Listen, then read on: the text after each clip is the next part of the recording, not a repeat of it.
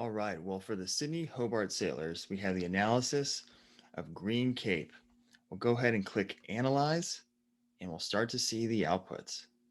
So here we have the actual model accuracy results. There's the true wind speed comparison, true wind direction comparison, barometric plots, true wind speed air component plot, true wind direction air component plot, and the model accuracy percent score. So we're going to go through all of the scores one by one. Let's start with the model accuracy results. So this is the most important part of the whole output of what model accuracy does. We have the predict wind EC, predict wind GFS compared against that green cape. And we'll see right away that they're actually pretty comparable. The model accuracy percentage on each of them is 80 and 90%. They're right next to each other. That's pretty good correlation. Now, if we look over here, we'll see what the average error is. Average error is 0.8 knots above. That means it is it's over forecasting what the wind speed is actually doing.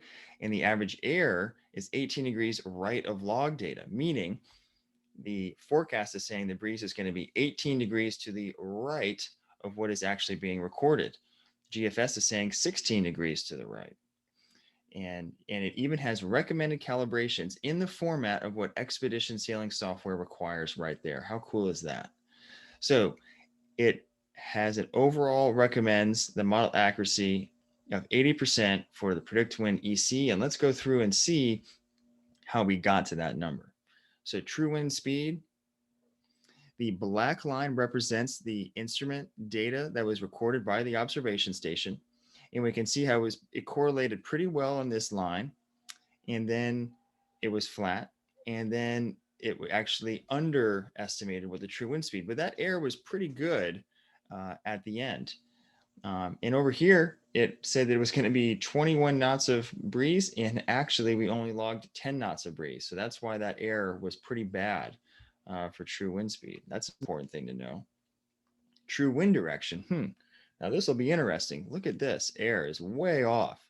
So both the GFS and the EC said the breeze was going to be further to the right than what actually occurred.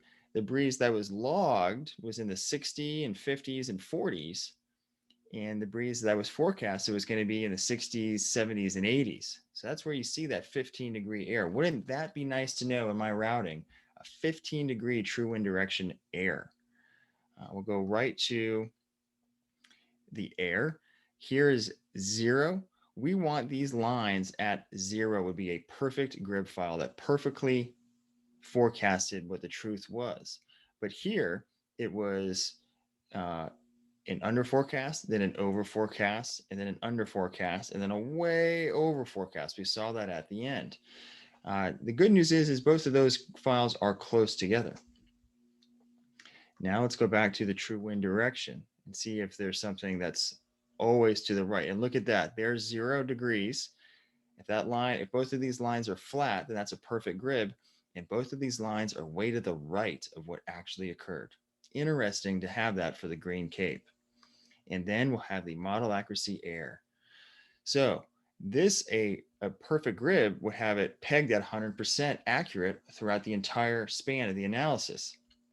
And we can see kind of overall that while ECO wasn't so good in this area, it's a little bit better than the blue line everywhere else. And EC comes out just barely on top by 1%, and we know that. So if I'm on expedition and I know if I'm rounding this corner that this forecast is the forecast is typically 15 degrees to the right of what actually occurs. That's my biggest takeaway from these model accuracy results. Interesting to see what your biggest takeaway is and how to calibrate that. It's set up perfectly for expedition right there. Have a great race, and we'll do these every 2 or 3 days. And please email us if you have any questions.